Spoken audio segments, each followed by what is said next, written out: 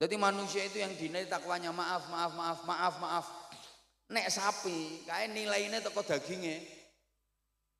Semakin akeh dagingnya, semakin gede, semakin lemu, semakin larang. Sing lemu langsung mereng-mereng lungguhe. Kuwi nek sapi. Tapi apakah semua binatang nilainya dari dagingnya, dari lemunya, dari gedenya? Ndak.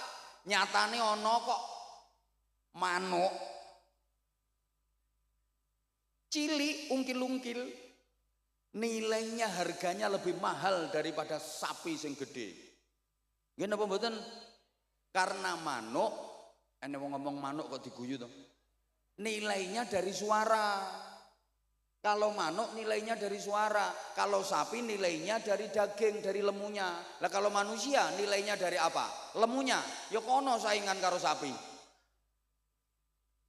Dari takwanya. Allahumma sholli ala Muhammad.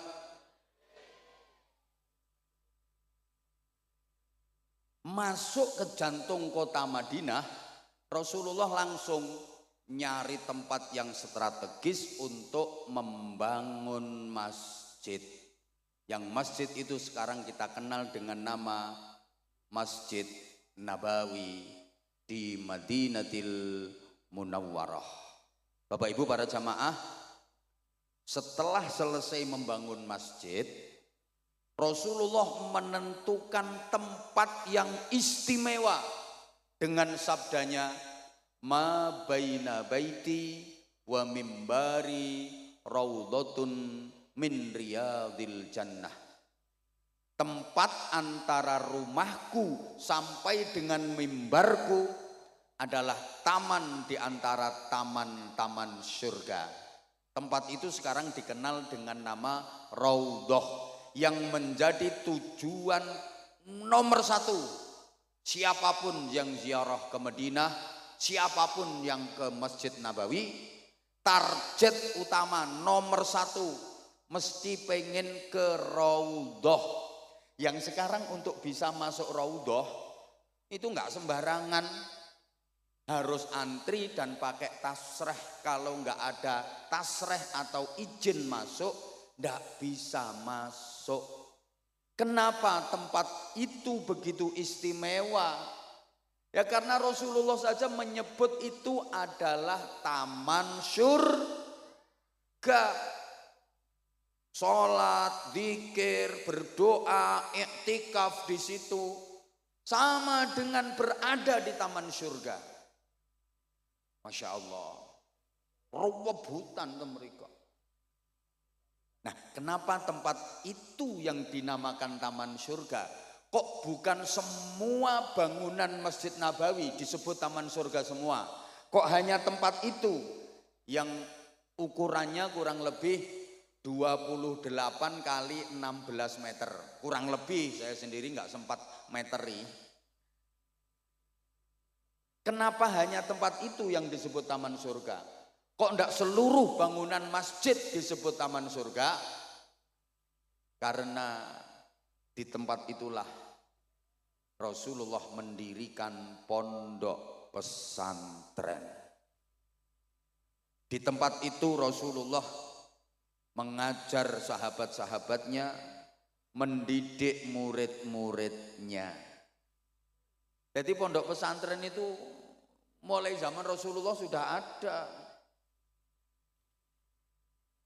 Iki modelmu kok kaya ora percaya ngono diomongi. Halo?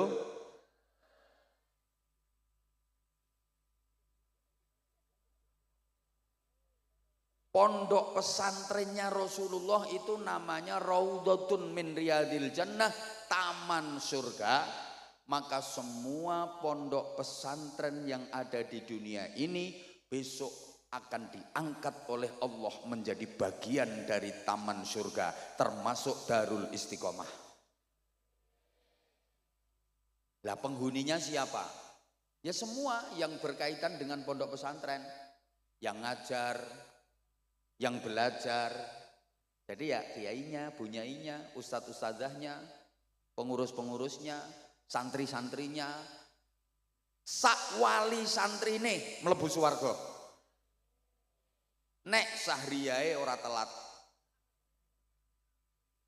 Dan semua orang yang ikut membantu dan mendukung perjuangan pondok pesantren minimal seneng karo pondok pesantren. Soalnya ngapunten kadang-kadang ana wong iki nanggone lingkungane iki ana pondok pesantren wis ora melu nyumbang, ora ndukung, ora ndongakne, malah ngrusui. Wonten apa mboten? Ora usah kaget. Sandinge sumur, sandinge jeding, sumur jeding untuk bersih-bersih. Sandinge kuwi mesti ana peceren, ora usah kaget. Halo? Perjuangane Kanjeng Nabi yo dirusui Abu Jahal, Abu Lahab. Mboten usah kaget.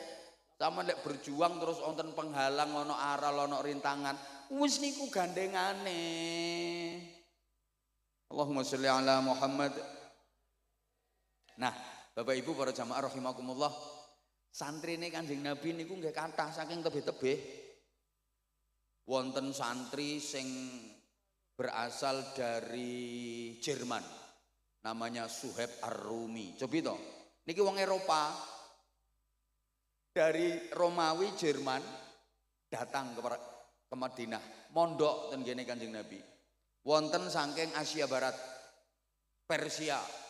Namanya Salman Al-Farisi. Mondok ning gone Kanjeng Nabi, bahkan wonten saking Afrika, Bilal bin Rabah. Mulane pondok pesantren serius, pondok pesantren sepuh tingali. Santrine rak saking tebih-tebih. Mangke pondok pesantren iku nek wis tenanan, santrinya dari jauh-jauh. Sampeyan titeni to pondok-pondok pesantren sing wis serius tenanan-tenanan niku, santrine teko adoh-adoh. Mulane ngapunten lek santrine lagi ngutek sak RT rong RT ya aja berbangga diri dulu. Niku nembe rodok pondok. Kiai nek serius niku santrine mesti saking tebih-tebih. Iki ngrungokne ora to wong-wong iki. Saman koyoke ora percaya nek Kanjeng Nabi nggih pondok pesantren. Nggih. Sahabate Kanjeng Nabi itu ada yang dikenal sahabat Ansor, ada sahabat Muhajirin. Sahabat Ansor itu yang asli penduduk Madinah. Sahabat Muhajirin itu asli penduduk Mekah, hijrah pindah ke Madinah. Nah, ini ada sahabat yang la minal Ansor wa la minal Muhajirin.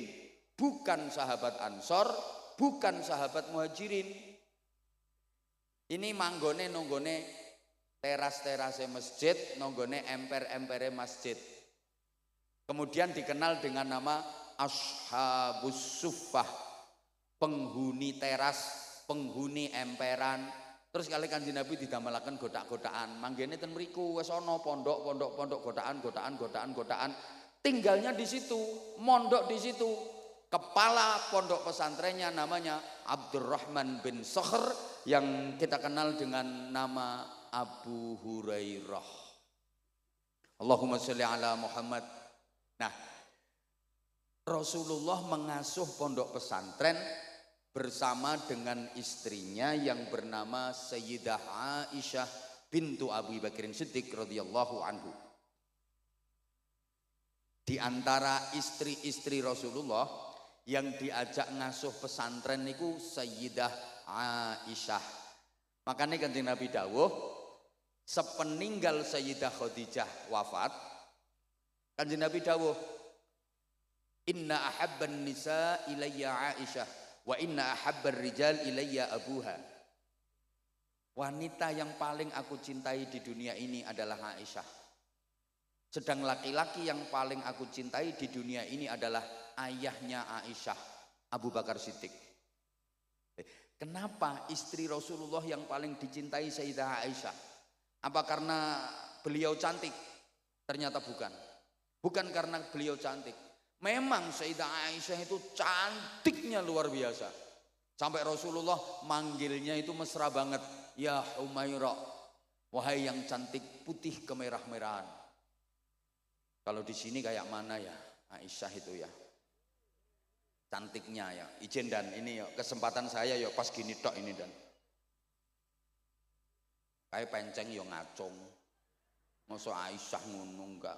Saya enggak ada, ini tambah lemu ini. Enggak ada. Saking cantiknya. Tapi bukan karena itu Rasulullah paling mencintainya. Kenapa? Ya karena Sayyidah Aisyah yang diajak ngasuh pesantren karena keilmuan.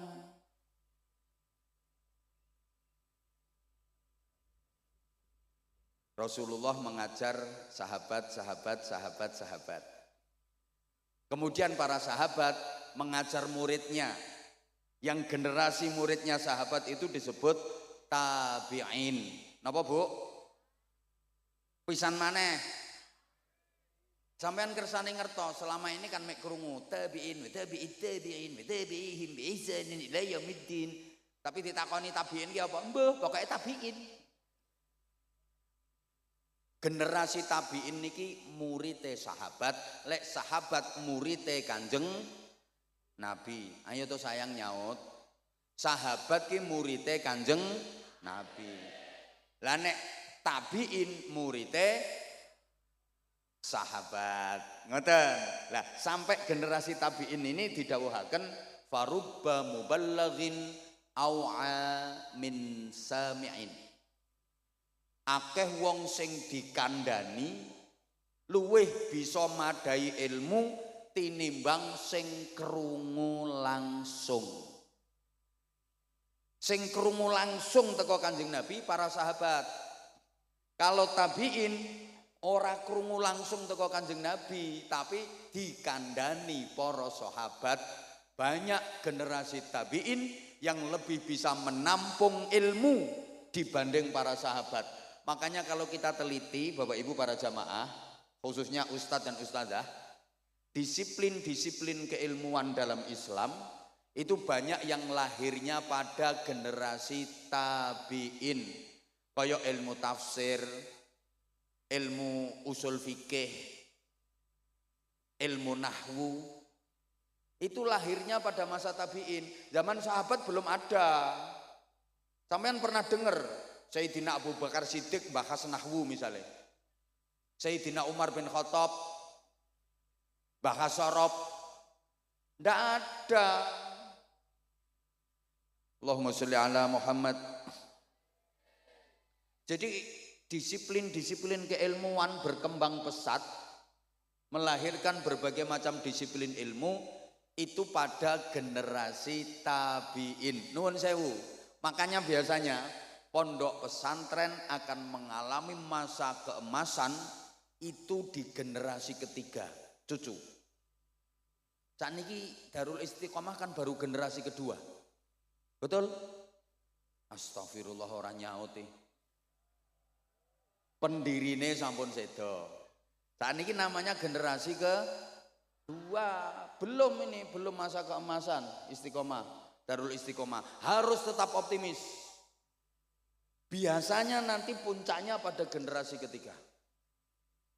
Putra-putrane beliau-beliau. Nek beliau-beliau ki sek dereng niki wong sek kaya ngene modele. Ijen Kiai.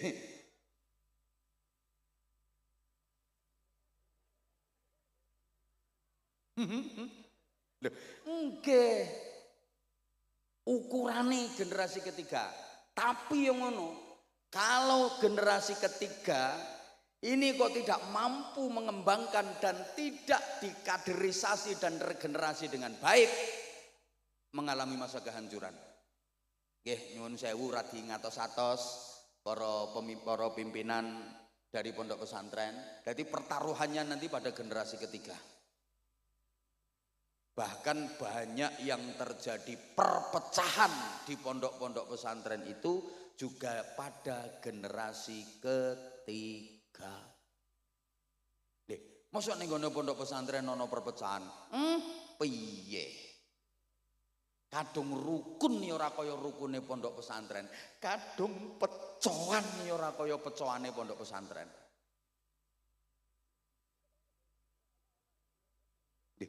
Kula ngemotake. Halo.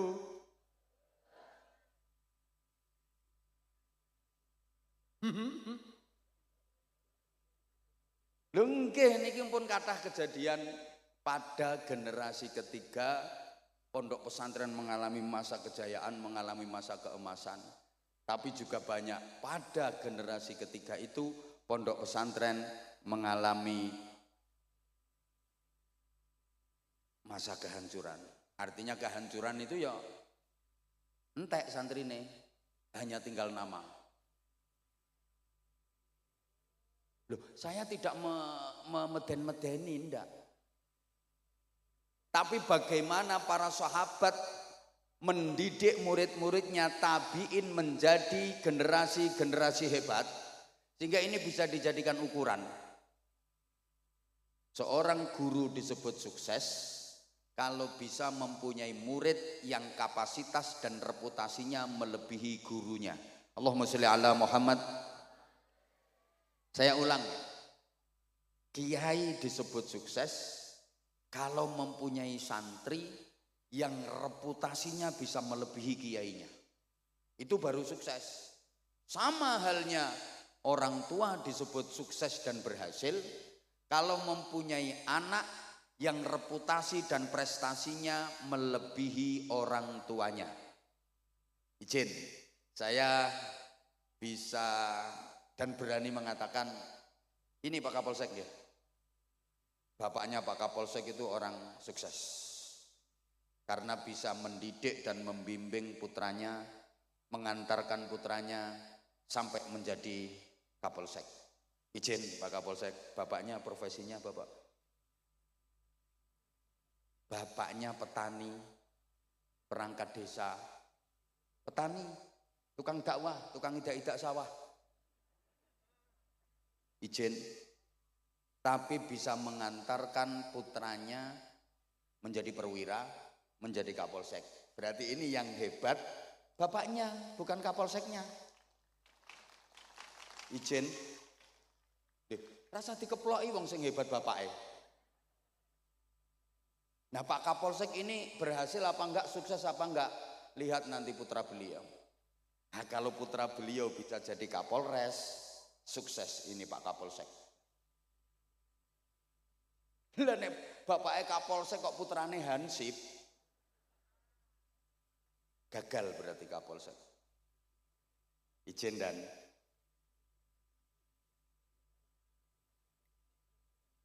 sama Pak Dan Ramil juga begitu. Yang hebat itu bukan Dan Ramilnya, ayah beliau. Mungkin ayah beliau petani, mungkin ayah beliau pedagang, tapi bisa mendidik, mengantarkan menjadi kapten. Putranya menjadi Dan Ramil. Lah Pak Dan Ramilnya sukses apa enggak? Ya lihat nanti putranya Pak Dan Ramil. Kalau putranya nanti bisa jadi Dandim, nah ini sukses berhasil Pak Dan Ramil. Putrane Pak Dan Ramil ketua RT. Ya berarti gagal Pak Dan Ramil. Saya juga mohon izin, saya bukan apa-apa, saya bukan siapa-siapa. Kalaupun disebut berhasil, yang berhasil adalah orang tua saya, guru-guru saya. Yang hebat itu guru-guru saya, kiai-kiai saya. Saya hanya debu, saya bukan apa-apa. Karena kalau tanpa orang tua saya, tanpa mbah-mbah saya, tanpa guru-guru dan kiai-kiai saya bukan apa-apa, saya bukan siapa-siapa. Lah saya ini berhasil apa enggak? Ya nanti anak saya seperti apa? Kalau anak saya bisa melebihi saya, berarti saya berhasil. Lah kalau anak saya nggak bisa melebihi saya, ya berarti saya gagal. Halo? Pondok pesantren ini juga begitu. Akan berhasil ketika bertambah dekade, tambah berkembang. Tambah dekade, tambah berkembang. Makin manfaat, makin barokah. Bukan hanya dari segi kuantitas, santrinya tambah banyak, santrinya tambah banyak, itu juga belum bisa dijadikan ukuran.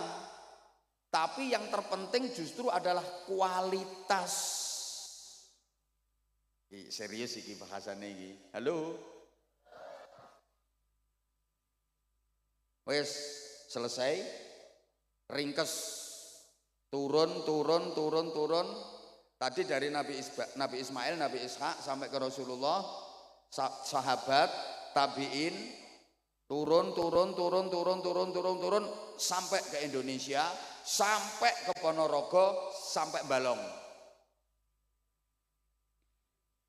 Masuk ke Indonesia ini dibawa oleh para aulia, para ulama sekitar abad ke-14 pasca runtuhnya kerajaan Majapahit.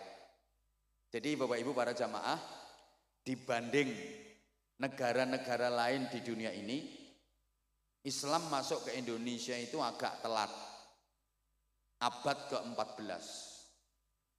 Ini secara pergerakan ya, kalau secara individu di abad ke-12 sudah ada, tapi secara pergerakan baru pada abad ke-14. Padahal Islam sudah merambah ke wilayah lain di dunia ini di akhir abad ke-6 dan di awal-awal abad ke-7. Islam sudah masuk Spanyol. Ngertos Spanyol nggih? Kidule Siman. Bergeten aku.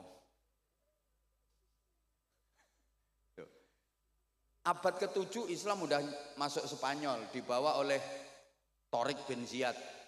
Makanya adik-adik santri kalau ngaji Nahwu Alfiyah Ibnu Malik, itu karangannya ulama asli Spanyol. Namanya Syekh Muhammad Jamaluddin bin Abdullah bin Malik Al-Jayyani Al-Andalusi.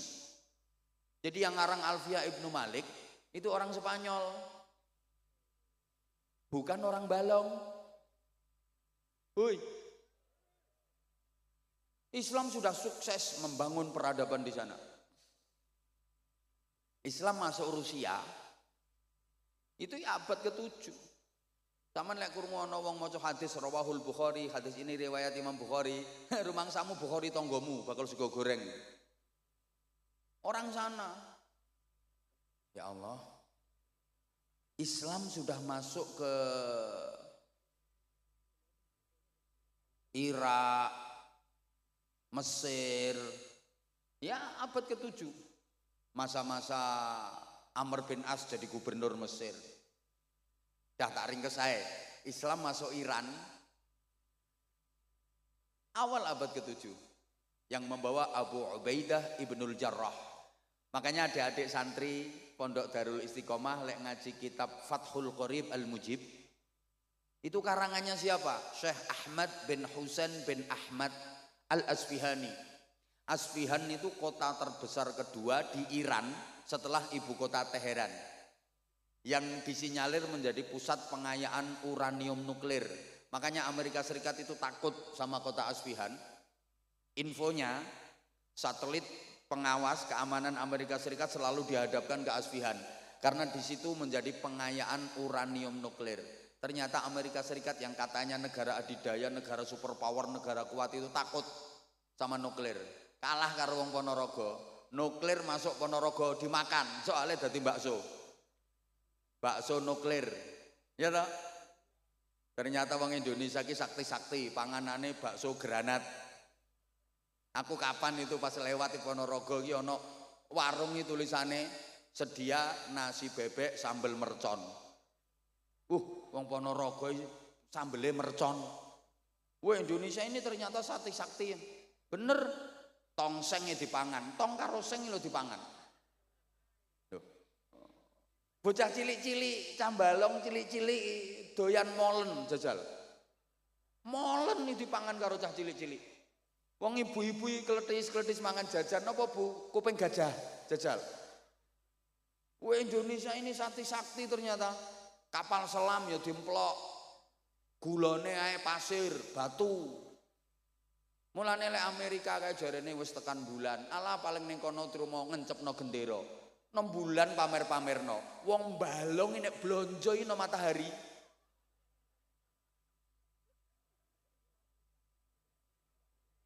Ya ora kobong kok. Ya Allah ya Karim. Wes. Jadi Islam masuk ke Indonesia abad ke-14 itu dibawa oleh para wali terus sampai masa penjajahan. Ini nanti bagaimana peran ulama, kiai, santri dan pondok pesantren untuk Republik tercinta ini. Pada masa penjajahan, mohon izin Pak dan Ramil, Pak Kapolsek, yang menggelorakan semangat patriotisme untuk melawan kolonialisme, aduh kakean isme jelas bingung. Muga-muga sing tak omongi paham. Soalnya ketoke sing tak omongi iki wonge ayu-ayu tapi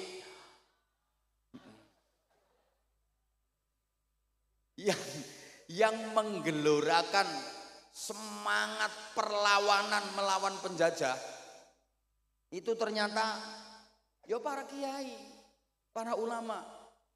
Loh kenapa kok para kiai, para ulama? Bukan tentara, bukan polisi. Izin, waktu itu tentara belum lahir, apalagi polisi belum blas. Izin dan memang iya kok, belum lahir. Masyarakat itu kalau ada urusan apapun larinya ke kiai. Dulu, halo? Sampai anaknya masyarakat Indonesia ini kan nggak boleh sekolah sama Belanda. Dan nanti kalau anaknya orang Indonesia ini sekolah, pinter-pinter, wah bahaya, bisa melakukan perlawanan kepada penjajah. Nggak boleh sekolah. Yang boleh ikut sekolah, khusus anaknya bangsawan, minimal anaknya bupati. Anaknya bupati ke atas, yang ningrat, yang bangsawan saja yang boleh ikut sekolah. Bupati mengisor, anak-anaknya gak oleh melu sekolah. Kayak anaknya camat, anaknya kapolsek, anaknya dan ramil, orang entuk melu sekolah. Lah terus pendidikannya bagaimana? Semua larinya ke pondok pesantren. Pendidikan dari anak-anak masyarakat semuanya ke pondok pesantren. Dan di pondok pesantren itulah mereka digembleng untuk mencintai tanah air. Ditanamkan kuat hubbul waton minal iman, cinta tanah air bagian dari iman. Ditanamkan kuat melawan penjajah, hukumnya fardu ain. Kalaupun mati, matinya mati syahid. Itu ditanamkan di pondok-pondok pesantren. Mulane masyarakat niku nek karo kiai manut. Jadi problematika keumatan itu bisa diselesaikan pada tingkat kiai. Zaman biyen ngoten, masyarakat itu urusan apa wae marane rak teng ngene kiai. Nggih napa nggih? Lho, nganti tekan saiki masyarakat lek karo kiai manut. Mulane lek badhe pilih-pilihan ngoten nika, mbah pilihan kepala daerah, mbah pilihan DPR, ya calon-calon ini mesti do marana nggone kiai, lebek kok main kiai. Dijaluki dukungan, soalnya ngerti nek masyarakat manut karo kiai. Sing arep nyalon kae. Do mara kabeh nang ngone kiai. Walaupun kok nek wis dadi ya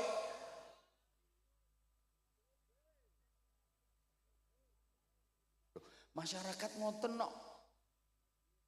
Anak nakal ya mara kiai. Yai nyuwun berkahe, anak kula nakal yai. Nyuwun berkahe, kene didongani karo kiai. Alhamdulillah waras nakale. No. Yai bojo kula meteng tuwa, pun 11 wulan kok dereng lahir-lahir to yai. Mara kiai njaluk suwuk pendobolan.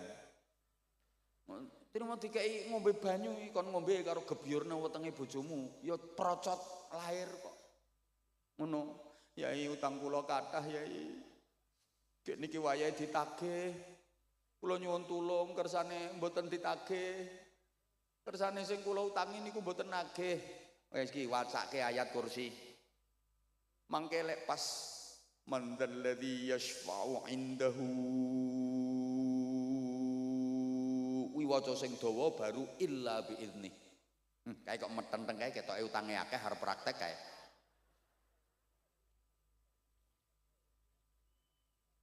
Ngono, ya ora ditagih tenan kok. Utang kula kathah yai, nyuwun dongane kersane cepet lunas. Gampang.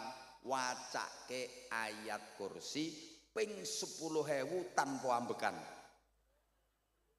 Lunas sak wong-wonge. Ono apa mawon wong biyen niku mara kiai kok. Yai bojo kula niki kok cerewet eram. Esuk ngomel lawan ngomel sore ngomel kula nyuwun donga sing kena nggo mbungkem cangkeme wong wedok ya. Gampang kae wacake summum bukmun umyum fahum la yarjiun.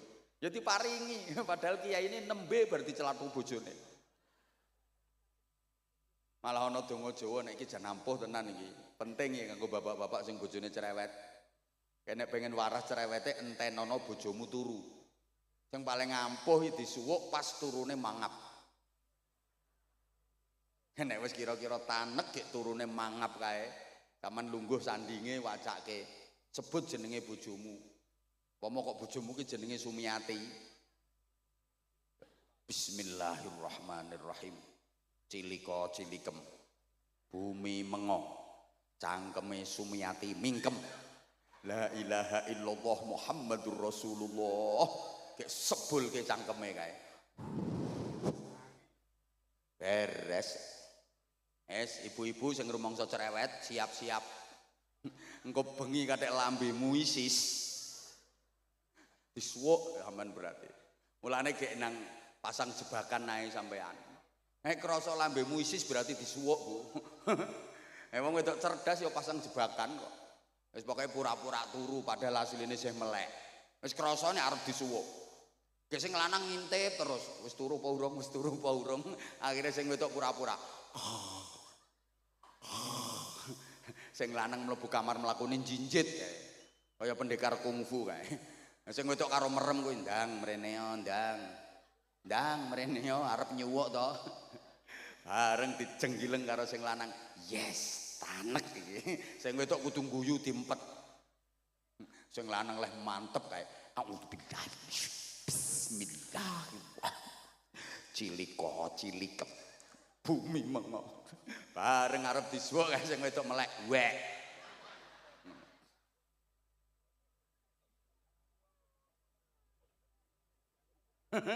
Lho, biyen ngono kok. Apa-apa maro kiai biyen. Makanya kiai itu menjadi solusi dari semua problem keumatan sehingga bisa menggerakkan masyarakat untuk melakukan perlawanan melawan penjajahan.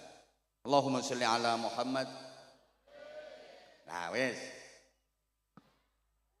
Terus orang melu nyumbang ra usah cerewet. Membuat wis to wis rungokke. Membuat mbuh ra direken kok. Pergerakan di Indonesia ini simbolnya dua. Satu, masjid. Dua, pondok pesantren. Nggih itibake datang Kanjeng Nabi Muhammad sallallahu alaihi wasallam. Nggih tiru Kanjeng Nabi. Makanya rata-rata pondok pesantren niku mbah masjid, mbah musala, mbah aula agung, kuwi mesti wis. Biasanya tata letake kaya ngono kuwi. Terus ana godaan kamar-kamare santri. Muga-muga paham. Kae nek cara pewayangan kae gunungan kuwi simbol masjid. Nggo ngumbah, nggo resik-resik, nggo ndidik, nggo gembleng. Nah, sebelah kiwa Kurawa.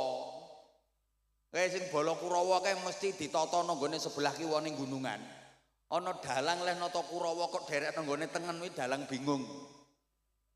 Mesti manggone nang kiwa. Lah Pandhawa manggone nang tengen. Kurawa ki simbol angkara murka, Durjana. Pandhawa ki simbol satriya sing wis bersih. Lah sing angkara murka Durjana sing mangkono sisih kiwa iki yen pengen dadi satriya, pengen bersih kudu diumbah, digembleng nanggone gunung. Wis mbok paham mbah ora ngene iki. Angel ngomongi wong sing rupane ayu tapi kok paham nggih? Ya wes nek wis paham. Iya. Lah saiki pondok pesantren niku nggo gembleng generasi-generasi hebat. Nun sewu adik-adik santri, sama neng pondok ki ora kudu dadi kiai, ora kudu dadi bunyai. Jadi apapun yang penting manfaat, yang penting barokah. Mergo pondok niku nggone barokah. Maaf, santri pondok kuwi aja diremehke. Senajan ketoke morot modal dan rata-rata tau gudiken. Ketoke sarungan klumbrak-klumbruk, rang romesi. Iki saiki ketok ganteng-ganteng kan perkara enek acara. Nah, coba lek pas bendinane kae. Rang romesi. Tapi jangan diremehkan. Kenapa?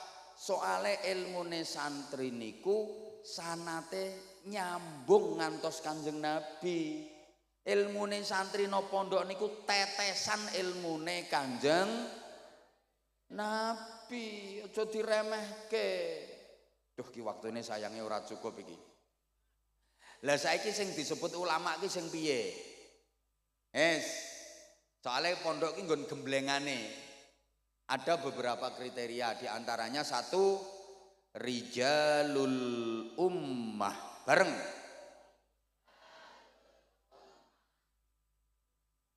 Community leader. Bareng. Kok community lemper? Mimpin masyarakat. Nun sewu. Jadi kiai niku mboten namung mimpin santri, tapi yo mimpin umat, mimpin masyarakat. Nah, mimpin masyarakat kuwi luweh angel tinimbang mimpin santri. Nek mimpin santri gampang. Santri pondok pesantren walaupun jumlahnya ribuan bahkan puluhan ribu mesti manut kalih kiyaine. Kiyaine merentah ngetan, puluhan ribu santri ngetan kabeh. Kiyaine merentah ngalor, ribuan santri ngalor kabeh. Ora ono sing wani bantah karena di pesantren itu ada lembaga tertinggi yang paling ditakuti oleh semua santri, namanya Departemen Kualat. Mulane tempat pendidikan akhlak, pendidikan karakter ini nggone pondok pesantren. Ngomong santri iki gampang kok. Tapi ngomong masyarakat, mimpin masyarakat angel. Jangankan ribuan, sepurane mimpin wong desa napa niki desane? Mimpin wong Sumberjo 10 lho angele ra karuan. Apa meneh wayah pilkada kae. Karo kiyaine dijak, "Sok, pilihan milih calon kae ya." Niki wong 10 ki sing 7 malah ngomong ngene, "Ngapunten Mbah Yai, pun angsal dunduman keng mriko kok." Terus angel. Mulane dalam ngomong masyarakat niku menerapkan niku cara tembang lirir kae cah angon. Dadi duwe sifat angon. Angon itu kan ngemong. Bu. Ngemong angon itu mengetutkan. Apa ya mengetutkan itu? Mengintili. Angon niku manggone nang ngarepe apa nang mburine? Wong angon iki nang ngarepe sing dingon apa nang mburine? Ten mburine mengetutkan. Kaya angon wedhus, endi wedhuse mau ya? Angon wedhus iki mesti manggone nang mburine wedhus. Nek wedhuse mlakune wis bener apik, jarke tutke wae. Lah engko lek bandang-bandang baru ditariki ngono kuwi. Lah nek manggone nang ngarepe wedhus ora angon kuwi, blantik. Gelem ora gelem wedhus ditarik, diseret kae nganti melet-melet kae, tekek gulune ora peduli. Mulane sampean lek milih pemimpin kuwi milih pemimpin sing iso angon, aja pemimpin blantik. Iso ketekek gulumu melet-melet. Allahumma sholli ala Muhammad. Saged dipahami nggih? Halo. Mergo angon, maka teori yang dipakai itu ngetutno senengane masyarakat kuwi apa? Ora langsung diberantas habis. Senengane masyarakat kuwi apa? Lah engko disisipi nilai-nilai Islam. Masyarakat kok senengane kesenian.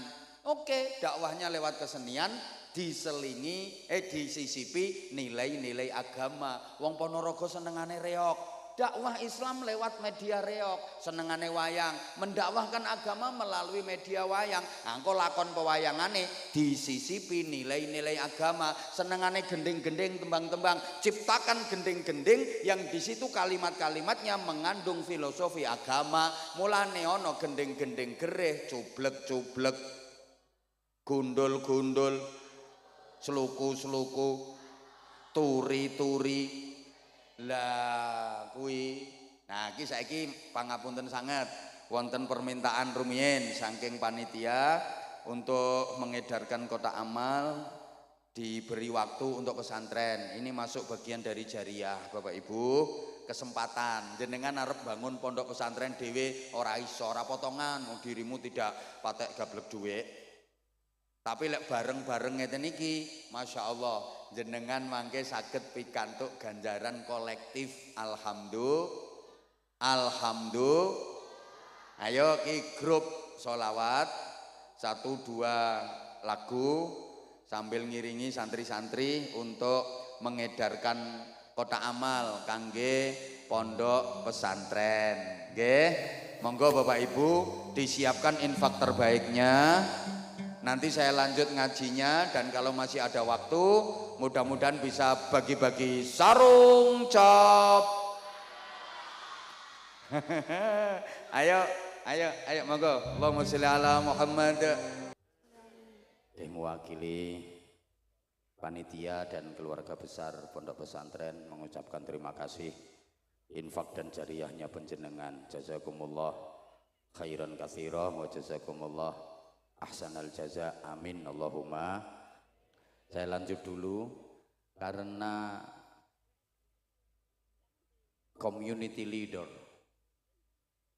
emotional quotient, alah ngomong apa iki, makanya berhasil kalau penjenengan jeli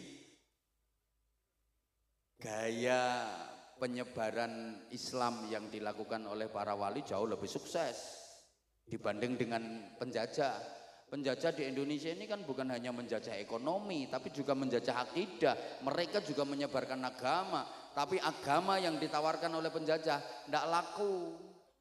Yang sukses besar adalah Islam yang diperjuangkan oleh para aulia dan para ulama. Soalnya gayane ngetutke kuwi. Kadang-kadang leh mulang ini ku sederhana. Nun sewu cobi. Kanjeng Sunan Derajat iki ndawuhi masyarakat, mosok kok arep kalah karo kodhok. Wong kodhok iki nek diparingi nikmat kae padha ngaji kok. Napa nggih to Kanjeng Sunan? Lho rungokke to lek rampung diparingi nikmat rupa banyu udan kae, kodhok-kodhok do ngaji kae. Dirungokke lah kok tenan. La in syakartum la azidannakum wala ing kafar. Nah kodoke ngalah rene inna azabi lasyadid kae. Kowe sing ora pati iso ngaji ya mung maca qul huwallahu ahad, qul huwallahu ahad, qul huwallahu ahad, qul huwaile. Apa maneh sing bodho kae mung maca qul ing kuntum, qul ing kuntum, qul ing kuntum. Tiru tawon jere Kanjeng Sunan Giri. Maksudnya pripun Mbah Yai? Lha tawon ki uripe nggo zikir nyang Gusti Allah. Napa nggih? Lha tawon mabur kae suarane rumangsamu rak ming gembrembeng kae zikir kae tawon kae. Allah Allah Allah Allah Allah Allah Allah Allah Allah Allah Allah Allah Allah nyebut asmane Allah kae. Allah Allah Allah Allah Allah. Yen ora percaya cekel siji tempelke kupingmu. Rungokke engko ora Allah ora ngono. Lha wong bebek ki maca tasbih terus kok.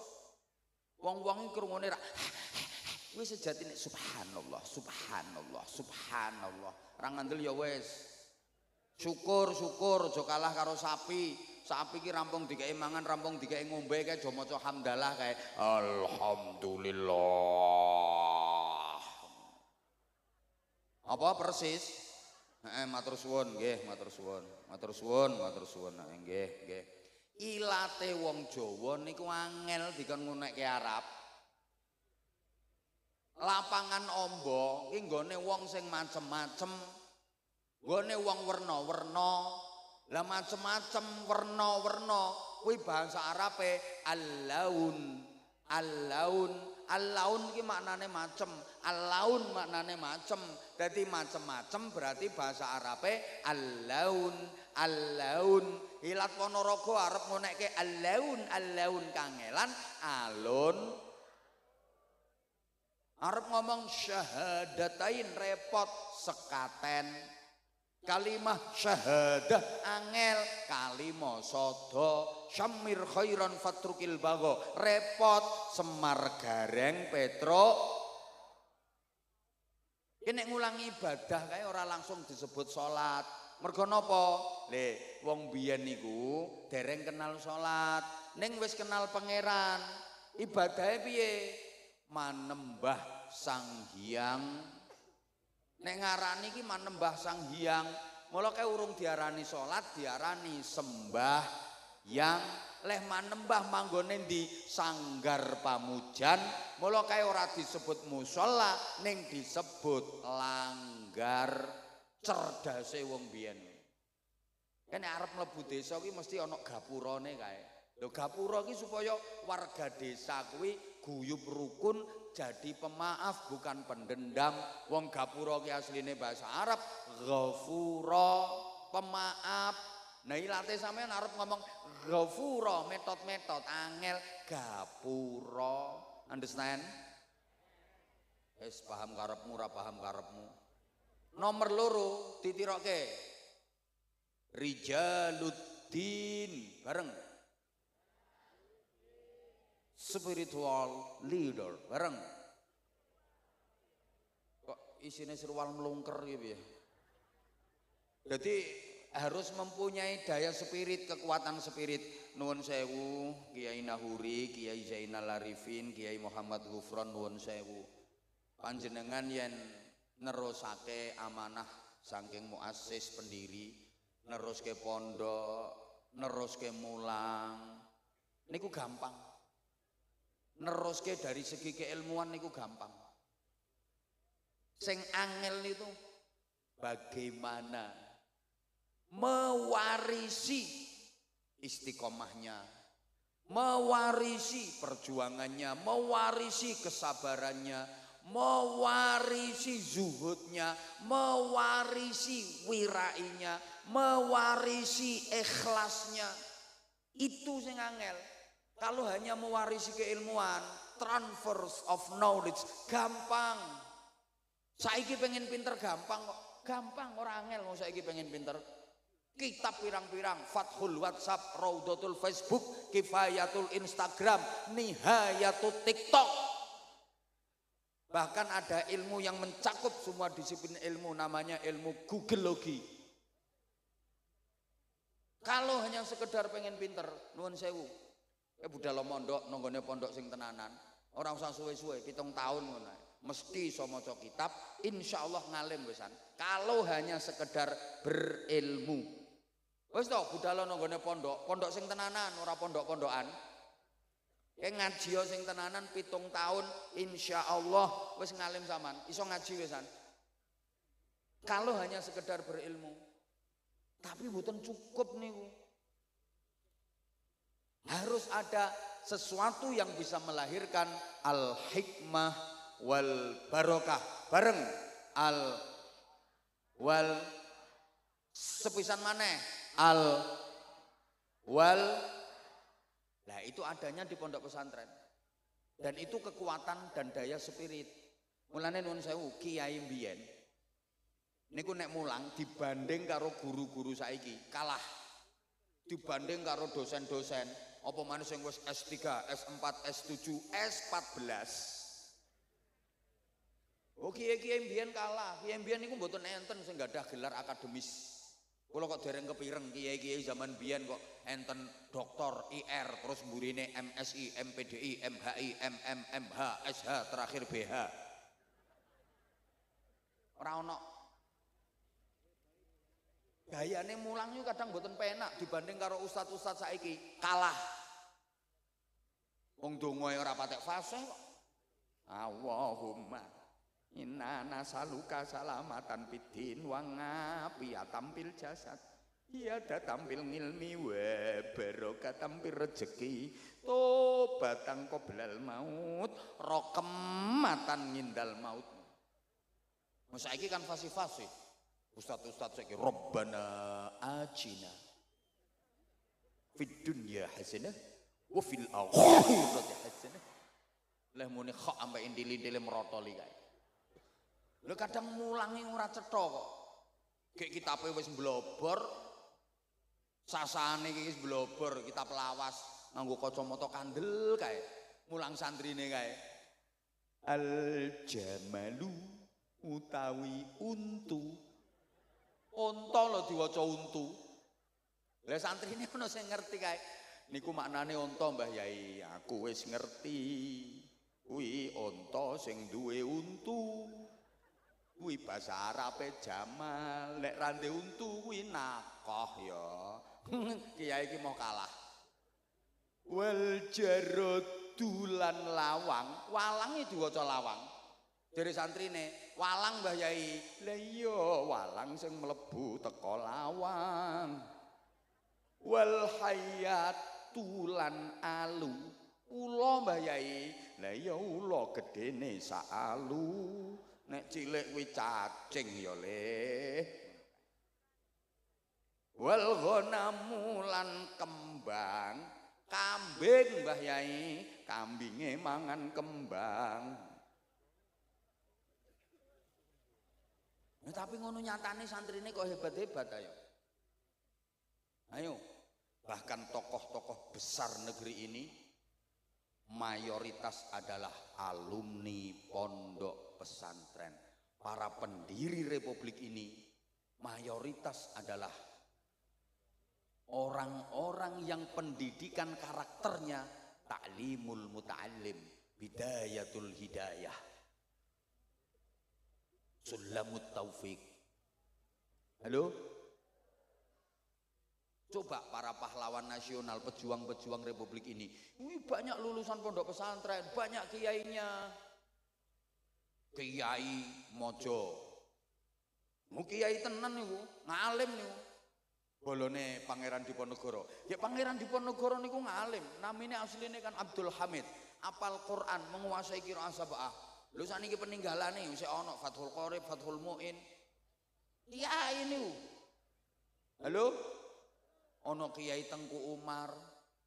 Ana Kiai Sultan Hasanuddin. Kathah. Lah kae sampean lali po resolusi jihad.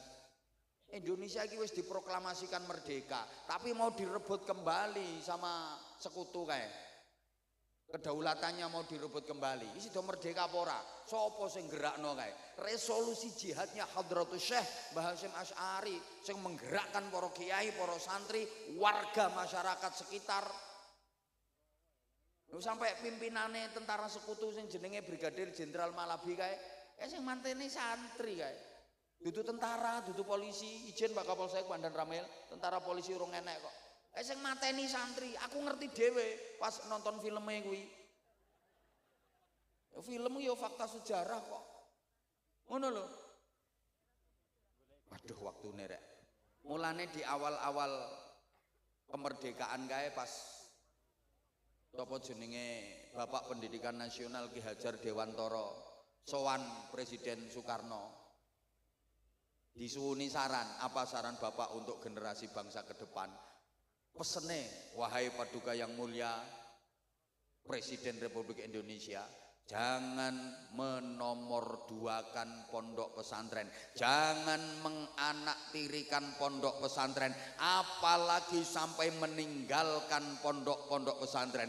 Karena cikal bakal berdirinya negeri ini adalah kiai, santri, dan pondok-pondok pesantren.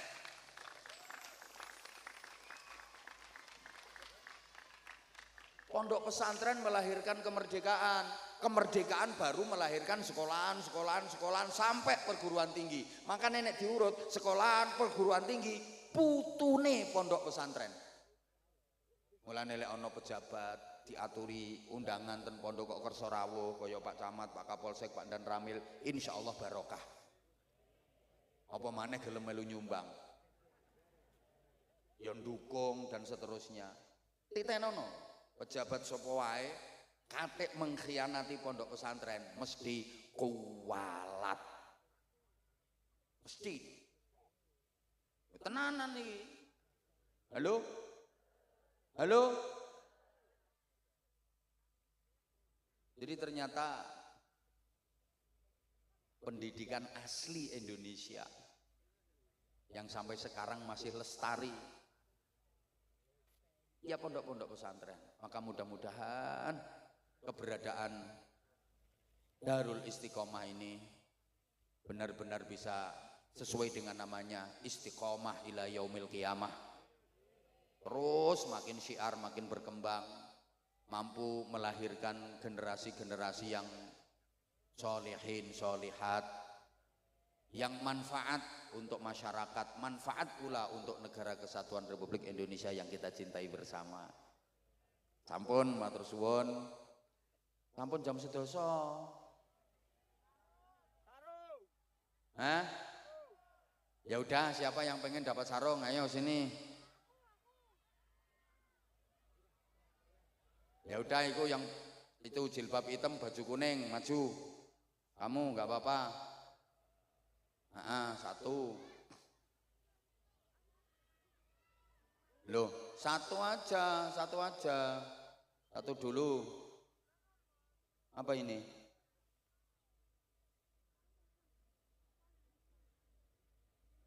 Oh. Apa maksudnya? Oh, dibagi-bagi. Nggih, badhe dibagi niki. Kathahe. Nggih. Ya di situ aja nggak apa-apa, Nduk. Soalnya ada pagernya. Kasih mic mawon, kasih mic, nggih.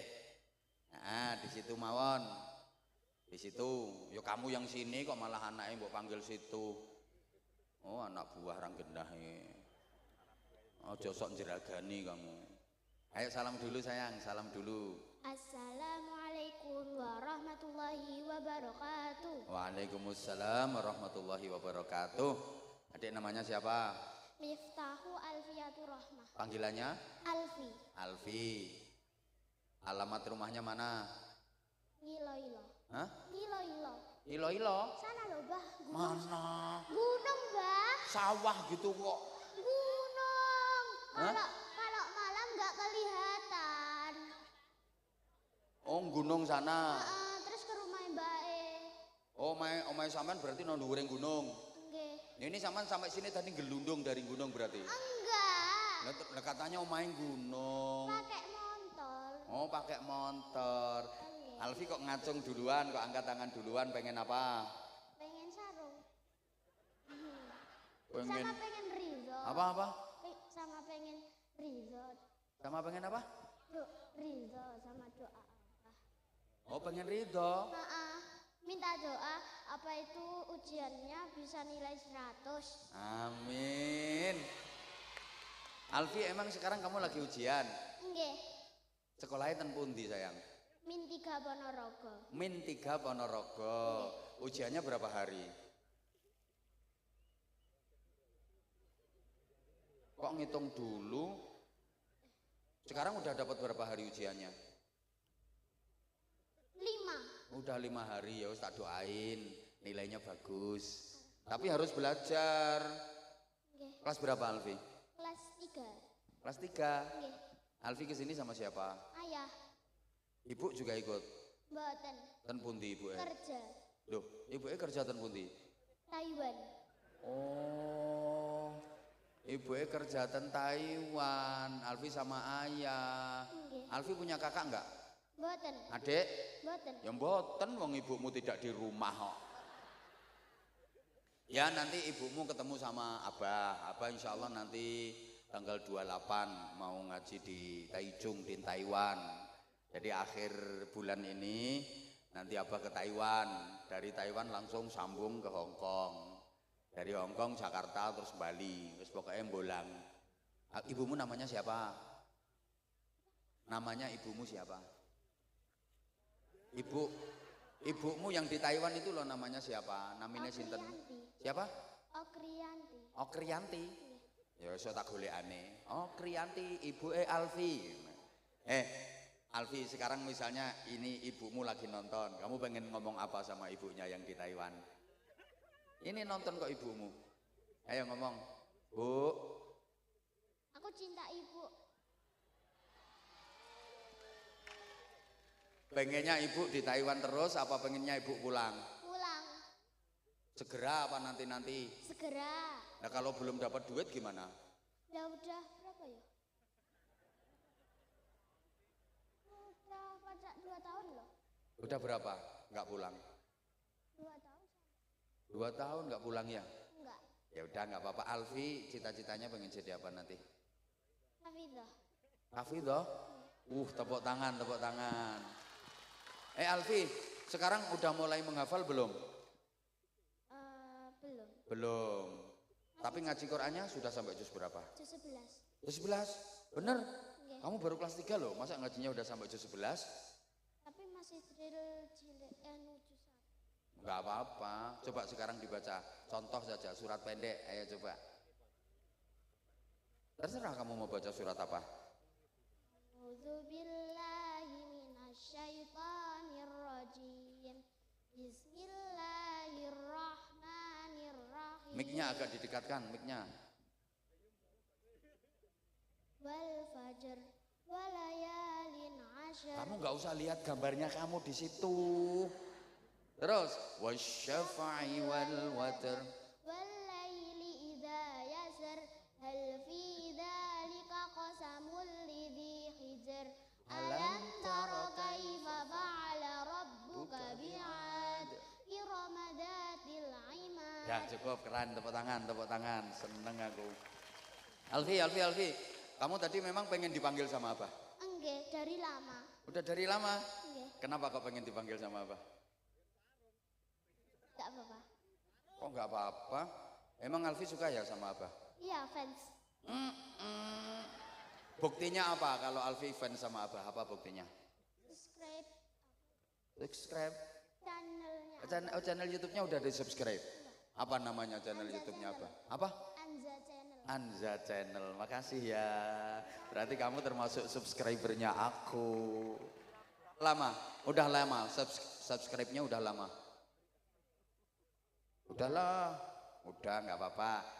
Kamu tadi angkat tangan itu sebenarnya kamu mau tampil apa? Kan anak-anak yang dipanggil sama Abah itu mau diperlihatkan, 1 prestasinya, 2 dicari potensinya, biar jadi contoh untuk anak-anak yang lain. Kayak ini tadi kamu baca Qur'annya bagus, baca Qur'annya fasih, seneng apa? Terus kamu tadi rencananya mau tampil apa? Pidato sama sholawatan. Kamu bisa sholawatan?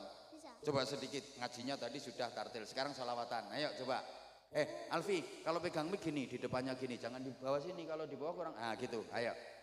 Mugharam qalbi bi hubbika mugharam ya Mustafa al mukarram ya Rasulullah. Udah langsung jamalak.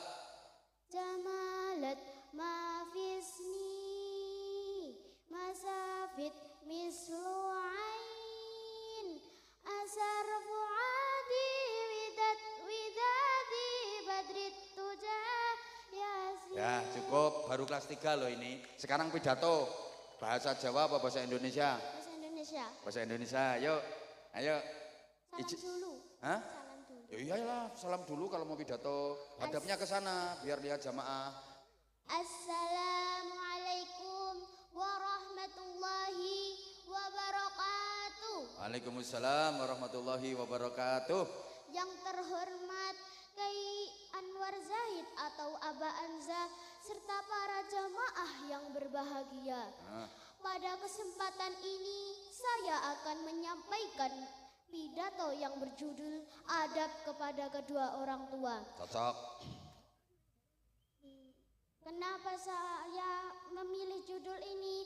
karena saya sangat mencintai kedua orang tua dan saya sangat prihatin melihat situasi dan kondisi zaman sekarang yang begitu memprihatinkan. Padahal orang tuamu di Taiwan. Banyak anak-anak disuruh malah menyuruh, diperintah malah membantah. Contohnya anaknya sekarang pakai jilbab warna hitam. Ya apa enggak? Kalau disuruh malah merentah. Ya apa enggak? Hah? Ayo lanjut sayang, lanjut. Pekerjaannya hanya ruhut citopul, cuma ngerumpi-ngerumpi, makan-makan, dan kumpul-kumpul. Betul apa betul? Betul. Apa singkatannya tadi? Ngerumpi-ngerumpi, makan-makan sama kumpul-kumpul, apa singkatannya? Pekerjaannya hanya apa? Ruhut citompul, cuma ngerumpi-ngerumpi, makan-makan, dan kumpul-kumpul. Betul apa betul? Pekerjaannya ruhut citompul katanya. Ngerumpi, makan, kumpul-kumpul. Ayo lanjut sayang, lanjut. Jangan ya dek ya. Kok jangan ya dek, mosok tuwek-tuwek iku adekmu. Bukan. Ayo lanjut saya, maaf ya, ini Alfi memang sengaja tak godain. Saya pengen tahu kekuatan hafalannya seberapa. Itu memang kalau tak godain kayak gini kan dia bisa bingung. Apa tadi lanjutannya ya? Ayo lanjut. Jangan ya dek ya. Oleh karena itu saya akan menyampaikan beberapa adab kepada kedua orang tua. Ada beberapa hal tentang adab kepada kedua orang tua. Yang pertama adalah menghormati kedua orang tua.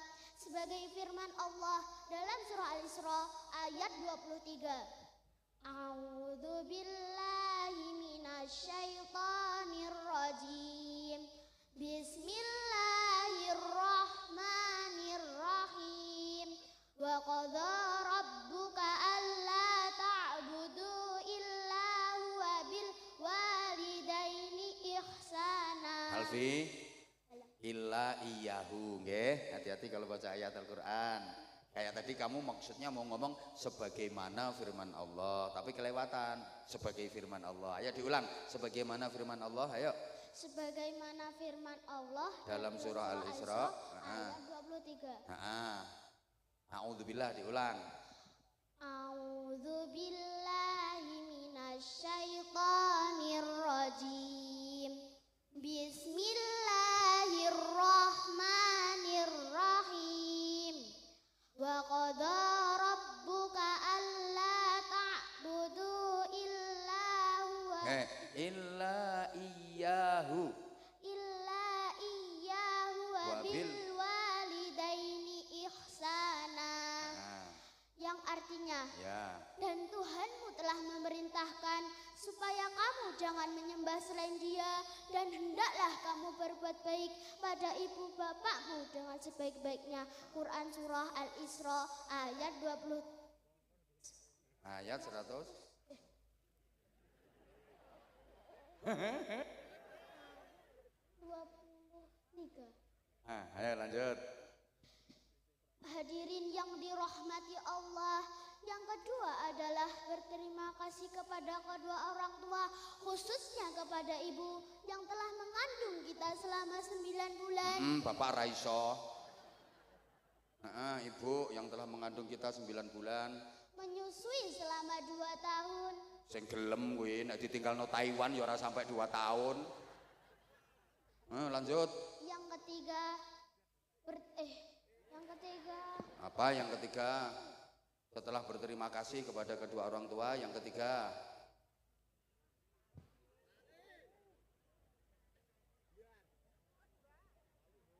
Yang ketiga, kalau kita mau menjadi anak yang salih-salihah, maka kita harus selalu berbakti kepada kedua orang tua.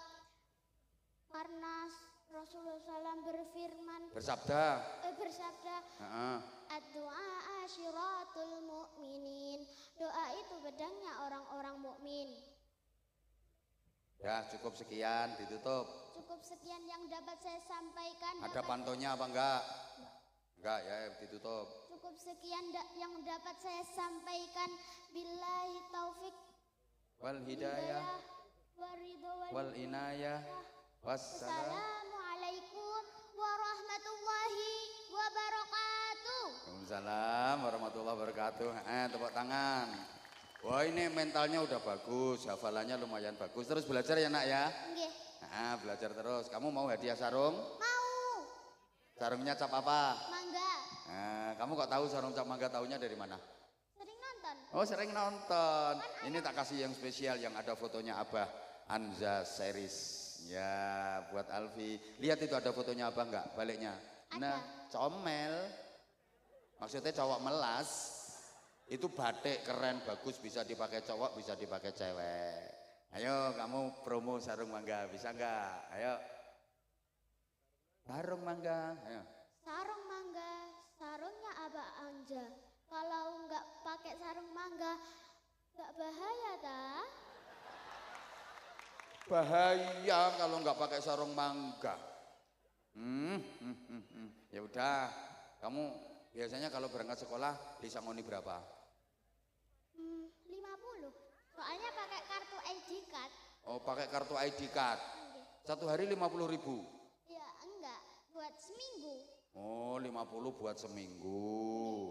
Ya udah, tak kasih 500. Oh, 500. Lo katanya tadi bagus. Hah? Apa? Tadi katanya bagus. Yo, aku ngelem kamu. Tak kasih buat sebulan. Kalau buat sebulan berarti berapa?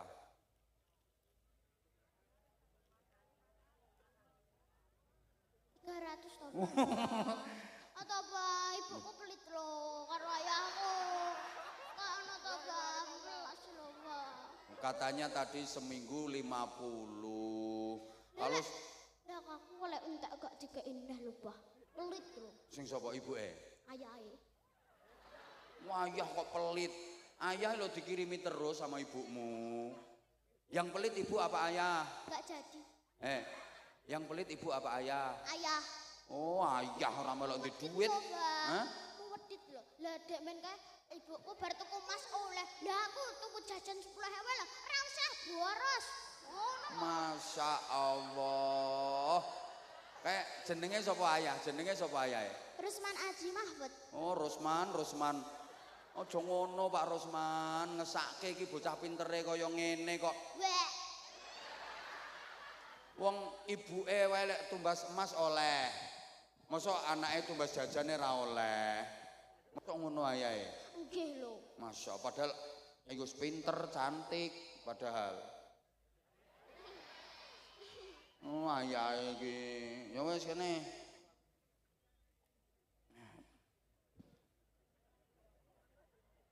100. Halo, Pak. Hah? Tiga toh, Pak. Please toh, Pak.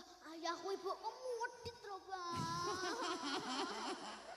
Lo kan kalau 1 bulan berarti 50 kali 1 bulan ya 200. Gak jadi bah itu, Pak. Engko tak omong ayahku sebulan 100. Bener kok. Oh, ayah kok ngono. Please toh, please. Ya, Pak. Please toh, Pak. 300, Pak. Iki karo tak kei iki lho 2 iki, ha. Nah, 2. Karo 200. Nah, makasih. Rezeki nomplok. Rezeki anak soleh aku. Anak solihah. Nah, niku. Ya setengah-tengah 250 ya. Ya. Meski pertengahan iki jenenge. 250. Makasih, semoga rezekinya lancar. Amin. Panjang umur. Amin. Tambahi lagi. Tambahi 20 mau enggak? Mau. Nih tambahi 20. Loh 300 karek kurang 30 engko njaluk Pak Rusman kae. Coba pelit wong. Pelit. Pak Rusman, anak pintere gini, anak cantiknya gini, apa tak ambil anak aku? Kamu mau enggak jadi anakku? Alfi. Bener? Seneng mana jadi anaknya Pak Rusman sama anaknya Abah? Dua-dua nih. Makanya nanti mondok di tempatnya Abah ya. Iya, Pak. Berarti jadi anaknya Pak Rusman sama anaknya Abah. Keren kamu. Suka aku sama kamu. Belajar terus ya sayang ya. Nggih. Tepuk tangan untuk Alfi. Nah, saya dengan berat hati saya nggak bisa karena ini udah. Assalamualaikum warahmatullahi wabarakatuh. Man.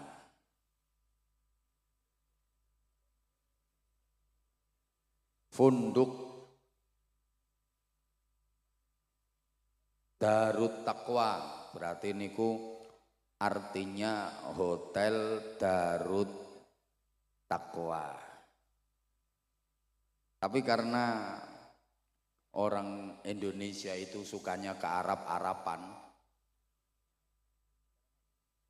jadi ada tulisan alif, ya, sin, kaf, ro, ya, mim. Sama orang kita itu dibaca alif, ya, sin, karim. Padahal yang benar bacaannya es krim. Jadi saya ulang, pondok itu bahasa Arab artinya apa? Mbok gak nyaut tok. Artinya hotel.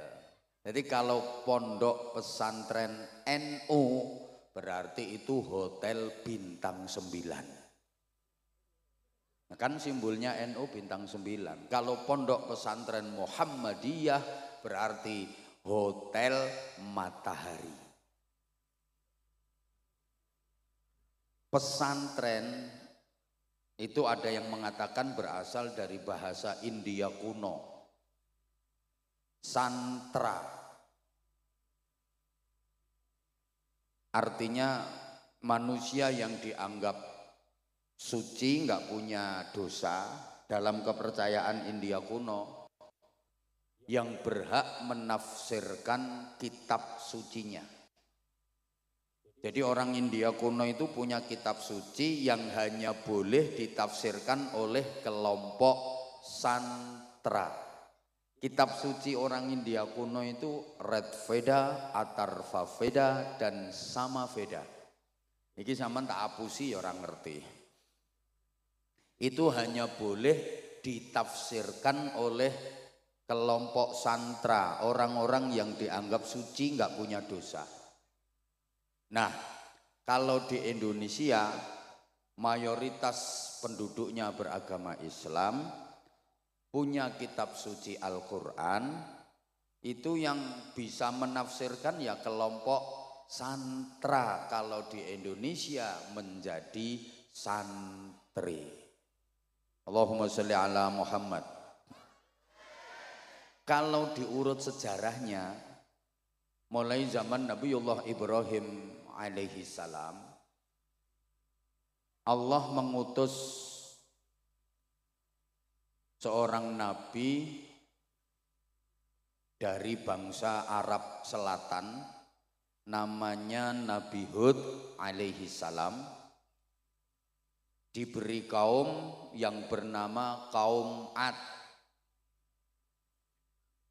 Wa ila adin akhahum Huda.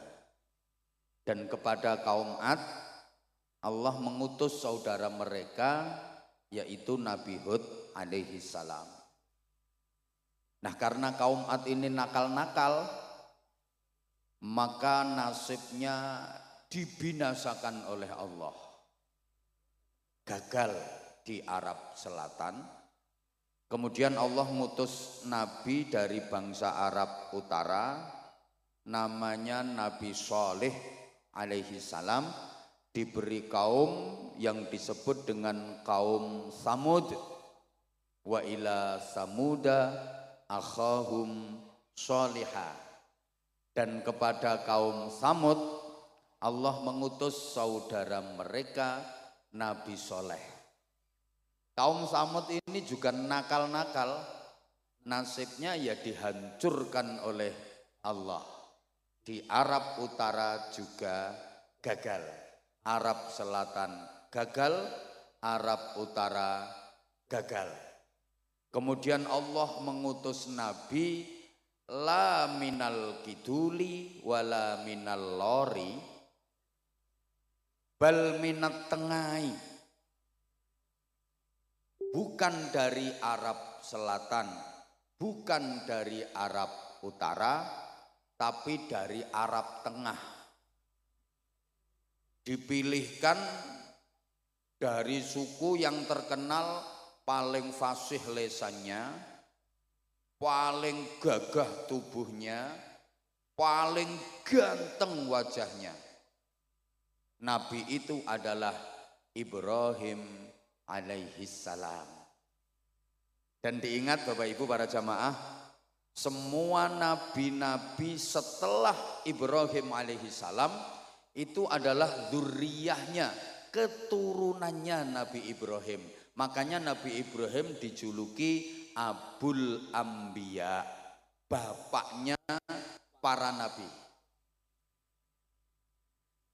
Jadi semua nabi sesudah Nabi Ibrahim itu keturunannya Nabi Ibrahim. Nabi Ibrahim itu fasih lesannya, gagah tubuhnya, ganteng wajahnya.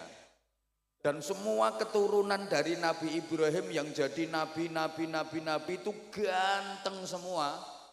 Ma arsalallahu nabiyyan illa wa hasanal wajhi. Allah tidak mengutus seorang nabi pun kecuali berwajah ganteng. Semua nabi itu ganteng-ganteng semua. Nah, sekarang kalau al ulama warasatul anbiya, para ulama itu pewarisnya para nabi, sampeyan diteni. Kiai-kiai niku rata-rata ganteng-ganteng. Kalaupun tidak ganteng, lek wis dadi kiai, pasti ada aura tersendiri. Silahkan dilihat rai saya. Insya Allah lama-lama belenek. Lah umpama ora ganteng pripun? Nggih mboten napa-napa, wong niku mboten dadi syarat kok. Innallaha la yanzuru ila suwarikum wala ila ajsadikum wala ila hisabikum walakin yanzuru ila qulubikum wa niyatikum. Allah tidak menilai wajahmu, bodimu, nasab keturunanmu, tapi yang dinilai Allah adalah hatimu, niatmu, iman dan takwamu. Nah, ini dalile kiai sing orang ganteng koyok sing ceramah iki. Allahumma sholli ala Muhammad. Udah, saya lanjut. Tolong adik-adik jangan rame ya, biar ngajinya bisa tertib sayang. Nabi Ibrahim punya putra dari istri yang bernama Siti Hajar. Putra tersebut bernama Ismail alaihissalam. Oleh Allah diberi pusaka namanya Masjidil Haram. Nabi Ibrahim punya putra lagi dari istri yang bernama Siti Sarah. Putra tersebut bernama Ishak alaihissalam. Oleh Allah diberi pusaka Masjidil Aqsa. Makanya Isra-nya Rasulullah itu napak tilas pusaka Nabi Ismail dan pusaka Nabi Ishak. Isra-nya Rasulullah kan minal Masjidil Harami ilal Masjidil Aqsa. Sampai sini paham? Dari Nabi Ismail ini melahirkan keturunan bangsa Arab. Jadi negara-negara Timur Tengah itu banyak keturunan Nabi Ismail. Nabi Ishak punya anak namanya Yakub alaihissalam. Dari Nabi Yakub ini yang melahirkan bangsa Israel. Bangsa Israel ini bangsa wong pinter. Bahkan gudangnya Nabi itu Bani Israel. Rata-rata Nabi itu berasal dari Bani Israel. Cuma memang serakah. Bukan hanya soal ekonomi saja, sampai soal Nabi saja. Mereka itu nggak mau menerima Nabi yang bukan keturunan Bani Israel. Maka sampai sekarang pun mereka tidak mau mengakui Rasulullah Muhammad SAW. Karena Nabi Muhammad bukan keturunan Bani Israel, tapi Nabi Muhammad berasal dari keturunan Nabi Ismail. Jadi bangsa Israel itu begitu. Kalau ada nabi yang bukan keturunan Israel, itu berusaha untuk diisraelkan. Contoh, Nabi Ayub alaihi salam. Nabi Ayub itu nabinya bangsa Eropa, tepatnya di negara Yordania.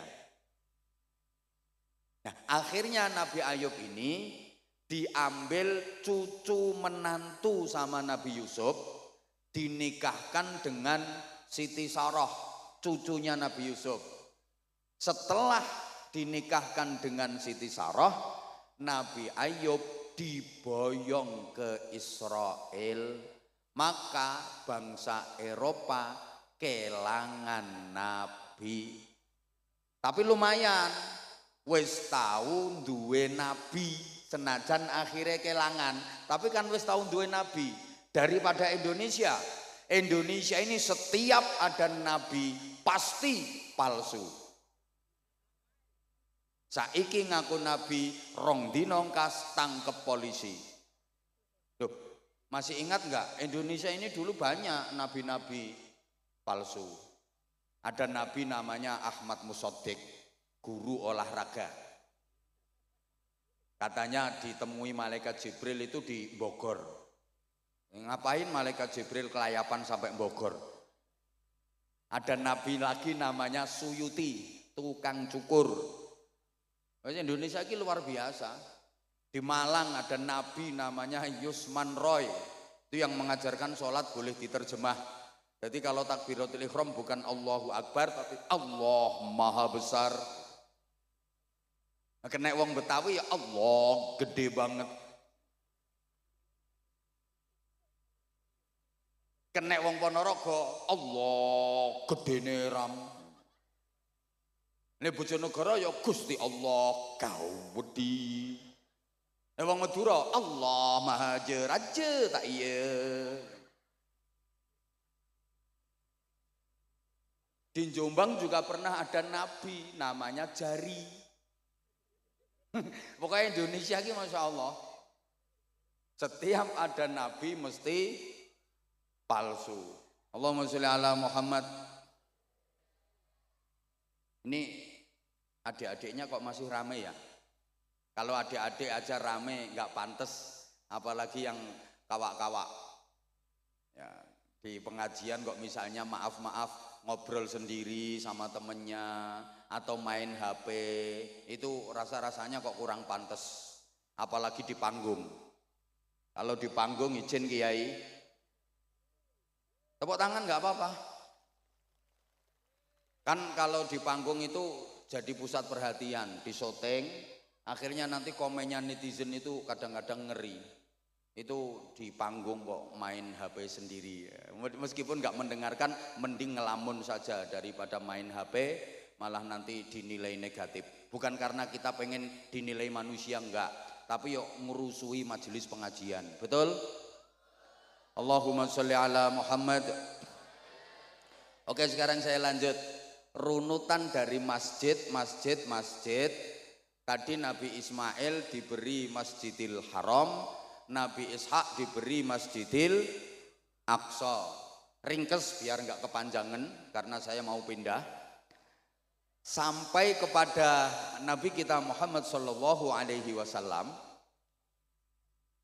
Rasulullah hijrah dari Mekah ke Madinah, sampai perbatasan beliau membangun masjid yang kemudian masjid itu dikenal dengan nama Masjid Quba. Itu adalah masjid yang pertama kali dibangun dalam sejarah Islam. Mudah-mudahan seluruh jamaah yang ikhlas mengikuti majelis mulia malam hari ini bisa ziarah ke Masjid Quba. Salat 2 rakaat di Masjid Quba itu pahalanya sama dengan ibadah umroh.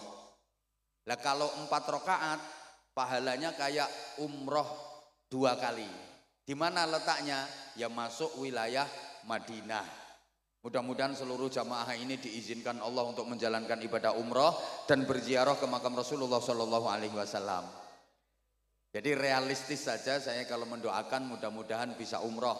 Untuk mendoakan haji rasa-rasanya berat, bukan karena duit. Syarat haji yang paling berat sekarang itu as-sabru bil antri. Karena antriannya udah 30 tahun. Ini coba disederhanakan oleh Kementerian Haji dan Umroh menjadi rata semua seluruh Indonesia, antriannya 26 tahun. Itu pun sudah sangat lama. Kalau penjenengan sekarang umur 60 tahun baru daftar, nanti berangkatnya umur 87 tahun. Tekan pora umurmu.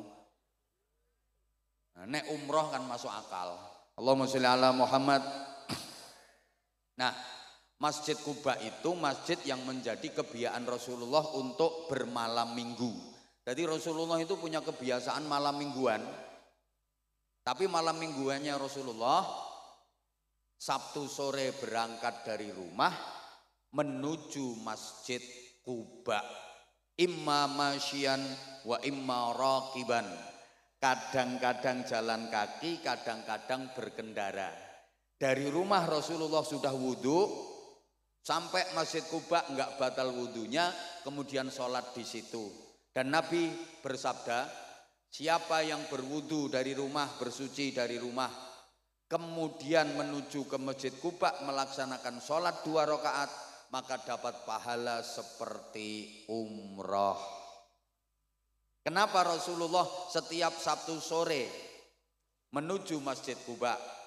Beliau tabarrukan dengan turunnya ayat la masjidun ussisa 'alat taqwa. Maka manusia itu nilainya dari takwanya, bukan dari pangkat jabatan kedudukannya, bukan dari kekayaan dan harta bendanya, bukan dari kepandaian dan kepintarannya. Maaf. Maka yang diberi titipan ilmu, kepandaian, kepinteran, jangan pernah disombongkan, karena nilai manusia bukan dari situ. Toh ilmu itu juga milik Allah, hanya titipan. Kalau Allah pengen mencabut ilmu, gampang, diuntir saraf otake, sidik wae, cetik, langsung lolak-lolak. Digawe pikun ilontek ilmune, betul? Ya Allah, sekarang aja koyok pinter-pinter, semua pertanyaan bisa jawab, gak ono yang balik. Ora usah sombong, turu lho wis ora kena dijak takoni. Betul? Demikian pula yang diberi titipan berupa harta, kekayaan, duit akeh, jangan pernah disombongkan. Nilai manusia bukan dari itu. Allah kalau pengen mencabut harta, kekayaan gampang. Sekarang kaya, diwalik grembyang, jatuh kismin. Kismin ki sak ngisore miskin. Nelongso. Ya kalau tadinya miskin jadi kaya, paling-paling kaget. Nah kalau tadinya kaya jadi miskin, stres. Gini apa enggak? Ya Allah, ini didengerin apa enggak ya? Pangkat, jabatan, kedudukan juga titipan Allah, enggak usah disombong-sombongkan. Allah menilai manusia bukan dari di dunia ini kamu pangkatnya apa, jabatannya apa, enggak. Pangkat jabatan ada habisnya kok, pensiun entek, kadang-kadang belum pensiun ada, belum purna aja udah selesai pangkatnya, betul?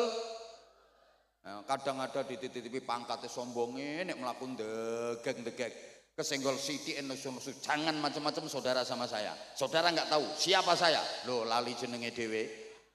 Padahal pangkatnya opo, wakil RT.